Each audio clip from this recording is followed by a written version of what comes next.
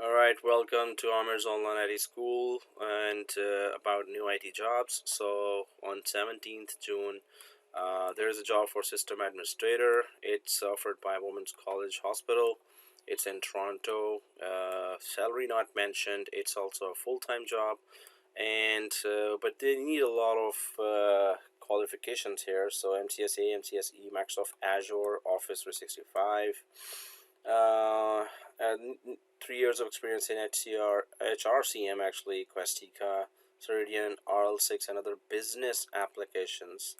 5 years of experience in healthcare sector, 3 years of experience in Active Directory group policy, 2 years PowerShell experience, and VMware if you have experience on that. SolarWinds, SCOM, Office 365 experience is required.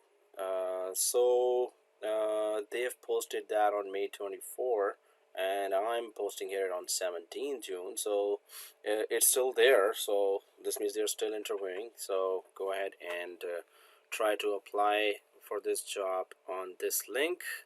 And good luck. See you for the next job.